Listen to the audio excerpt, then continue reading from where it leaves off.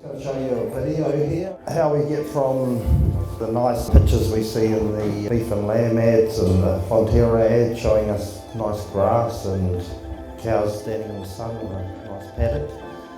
This here, which is winter crop grazing in Southland. How it all starts in the spring, they spray their paddocks with glyphosate or other herbicides, and that's the town water supply there for Mosburn. At 9.5 metres deep, the well on gravelly soils, then they plough it up like this and add their synthetic fertilisers and some pesticides often, sow it. You can see some more cropping on the other side of the river there.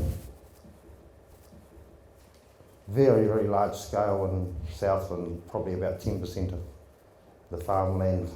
Then the cows arrive in beginning of winter on these crops from the farms that can't handle the cows. They travel around Southland. They even have to take some up to Otago because there's not enough land in Southland to feed them over winter because they're so heavily stocked.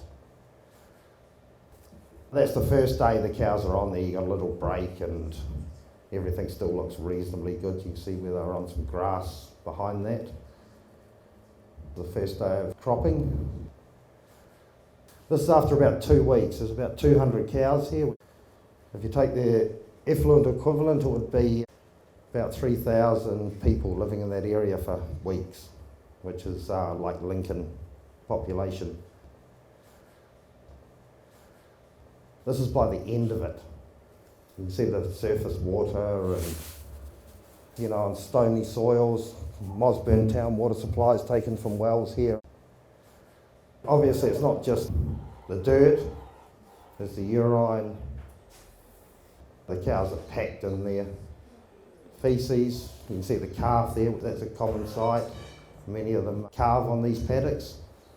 This particular farm, every day there were newborn calves in that situation, some dead, drowned in the mud. Down the road from that, we've got this huge area here. There's 15 lots of cows in this video.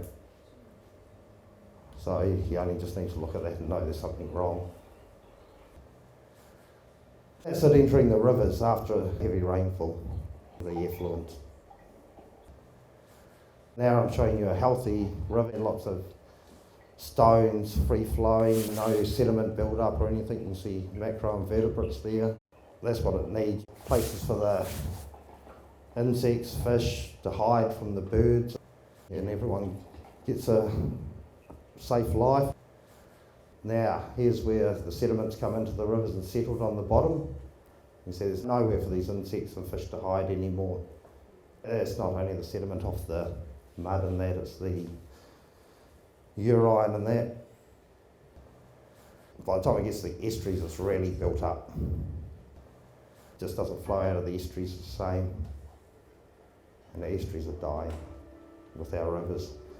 So I'm just going to show you now some of the birds and fish and macroinvertebrates that need our protection.